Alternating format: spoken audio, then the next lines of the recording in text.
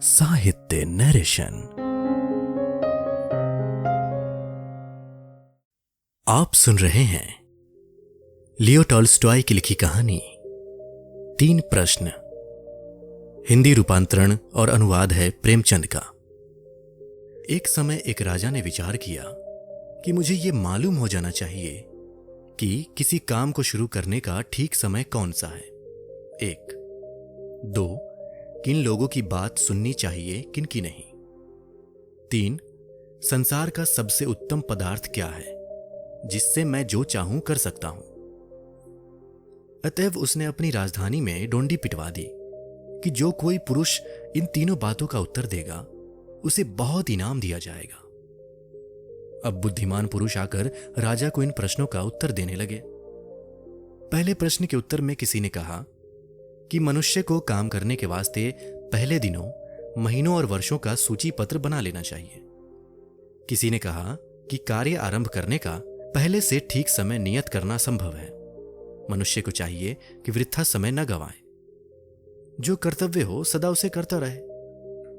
किसी ने कहा कि राजा कितना भी चतुर क्यों न हो, वो अकेला प्रत्येक कार्य का आरंभ करने का ठीक समय नहीं जान सकता।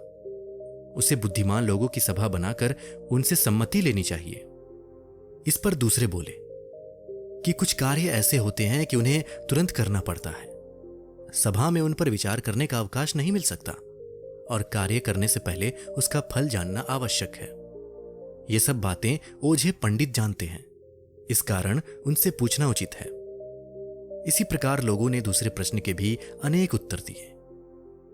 किसी ने कहा राजा के मंत्री अति उत्तम होने चाहिए, कोई बोला पंडित, कोई बोला वैद्य, किसी ने कहा सेना इत्यादि। तीसरे प्रश्न का उत्तर भी ऐसा ही मिला। कोई कहता था कि पदार्थ विद्या सबसे उत्तम है, कोई कहता था कि शास्त्र विद्या, तो कोई पूजा पाठ बतलाता था। राजा को कोई उत्तर ठीक मालूम न हुआ। पास के जंगल में एक जगत विख्यात बुद्धिमान साधु निवास करता था। राजा ने विचारा कि चलो उस साधु से इन प्रश्नों का उत्तर पूछें। साधु कुटिया छोड़कर कहीं बाहर नहीं जाता था और केवल दीन मनुष्यों से मिला करता था। इस कारण राजा साधारण वस्त्र पहनकर पैदल साधु की कुटिया पर पहुंचा। देखा कि साधु कुटिया के सामने धरती खोद रहा है। राजा को देखते ही साधु ने प्रणाम किया और फिर खोदने लगा। वो बहुत दुबला पतला और कमजोर था और फावड़ा चलाते हुए हांफता था। राजा ने कहा, महाराज, मैं आपसे 3 बातें पूछने आया हूं। पहली ये कि मैं ठीक काम करने का ठीक समय किस प्रकार जान सकता हूं। दूसरी ये कि मुझे किन लोगों से सहवास करना उचित है। तीसरा ये कि कौन सा विषय सबसे उत्तम है। साधु ने कोई उत्तर नहीं दिया और धरती खोदता रहा। राजा, महाराज, आप थके मालूम होते हैं, लाइए फावड़ा मुझे दीजिए और आप जरा विश्राम कर लीजिए। साधु ने राजा को धन्यवाद दिया और फावड़ा उनके हाथ में दे दिया। खुद जमीन पर बैठ गया। राजा क्यारियां खोद चुका तो रुक गया और फिर अपने तीनों प्रश्न दोहराए। साधु ने उत्तर दिया हां और फावड़ा लेने के लिए हाथ बढ़ा दिया, लेकिन राजा ने फावड़ा न दिया और खोदता ही रहा, यहां तक कि सांझ हो गई। तब राजा ने फावड़ा जमीन पर रख दिया और बोला, महाराज, मैं तो आपसे अपने प्रश्नों का उत्तर लेने आया था। यदि आप कोई उत्तर नहीं दे सकते तो मैं लौट जाता हूं। साधु, देखो कोई भागा आता है। राजा ने मुंह फेर कर देखा कि एक दाढ़ी वाला मनुष्य जंगल की ओर से दौड़ा आ रहा है। उसने अपने पेट को हाथ से दबा रखा था और हाथों के बीच से रुधिर बह रहा था।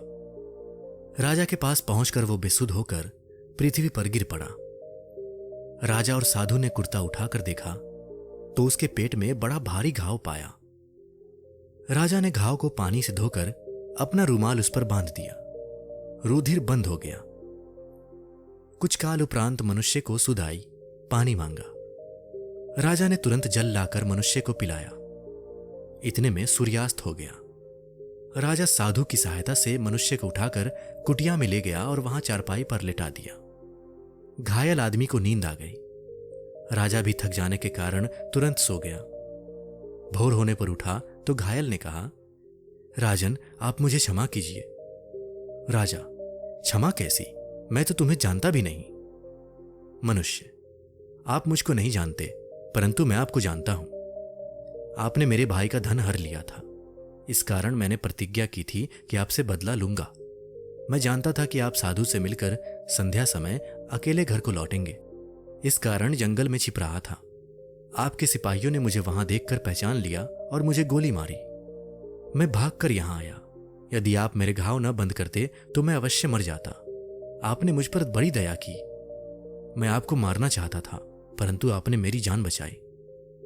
अब भविष्य में आपका दास बनकर सेवा करूंगा, आप क्षमा करें।